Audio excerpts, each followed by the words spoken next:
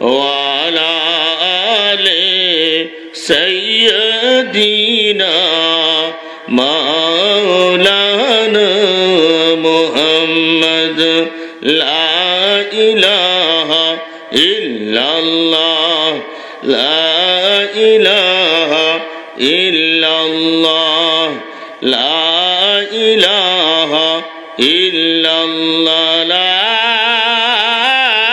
إله إلا الله محمد رسول الله صلى الله عليه وسلم আল্লাহ পাক ফরমান ইয়া আইয়ুহাল্লাযীনা আমানু যকুরুল্লাহা যিকরান কাসীরা ওয়াসাব্বিহুহু বুকরাতাও ওয়া আসীলা কুল্লু আল্লাহু আকবার।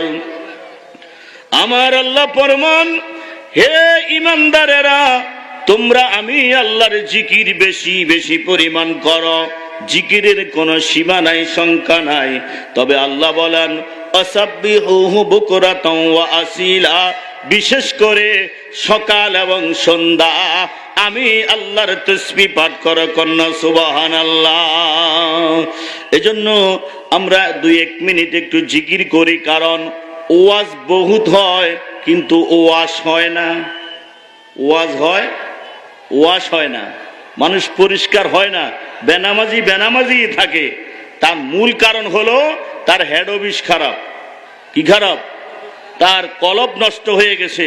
এজন্য এই লোকটার কাছে কোরআন ও হাদিসের কথা বললে মজা লাগে না, তার কাছে মসজিদে যাওয়ার কথা বললে ভালো লাগে না, তার কাছে নামাজের কথা বললে ভালো লাগে না, তার কাছে কোরআন তেলাওয়াতের কথা বললে ভালো লাগে না, তার কাছে রোজার কথা বললে ভালো লাগে না, তার কাছে আল্লাহর ইবাদতের কথা বললে ভালো লাগে না।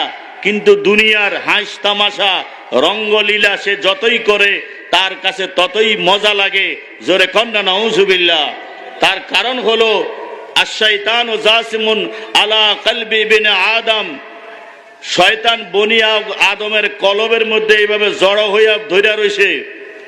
ফাইজা যাকারাল্লাহু খানাসা, যখন বান্দা আল্লাহর জিকির করে তখন শয়তান দুর্বৃত্ত হয়ে যায়। ওয়াইজা গাফালা, বান্দা যখন আল্লাহর জিকির থেকে গাফেল হয়ে যায়, আল্লাহর স্মরণ থেকে গাফেল হয়ে যায়, ফাওয়াসওয়াসা, তখন শয়তান তাকে ওয়াসওয়াসা দিতে থাকে, কুমন্ত্রণা দিতে থাকে, বিভিন্ন রকম খারাপ বুদ্ধি দিতে থাকে। জোরে কন্না নাউজুবিল্লাহ।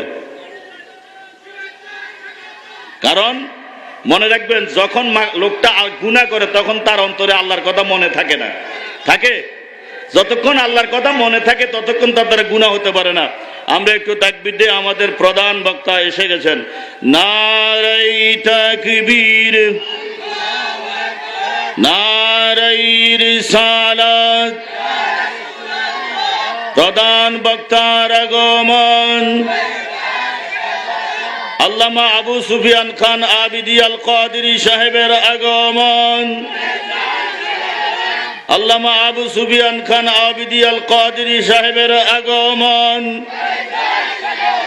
নারাই তাকবীর, নারাই রিসালাত। সকলে বলি মারহাবা। জোরে সোরে বলেন মারহাবা। আমাদের ইনশাল্লাহ টেনশন নাই, যেহেতু প্রধান বক্তা এসে গেছেন। অনেক সময় মাহফিলে টেনশন থাকে আসবে কি আসবে না, ঠিক না? যেহেতু হুজুর এসে গেছে, আপনারা যারা টানা ধরছেন, আপনারা টানা ছাড়ি আল্লাহর হস্তে মাহফিলের মধ্যে আসেন। অনেকে কয় বড় হুজুর গেলে যাইও। আচ্ছা, বড় হুজুরে কোরআন হাদিসের কথা বলে, বাকিরা কি ঘাস কাটবো? বাকিরা কোরআন হাদিসের কথা বলবে না? আপনাকে প্রত্যেকটা আলেমের কথা শোনা দরকার। কথা বলেন ঠিক কিনা? কখন কার কথায় আপনার হেদায়েত এসে যায় আপনি বলতে পারবেন না।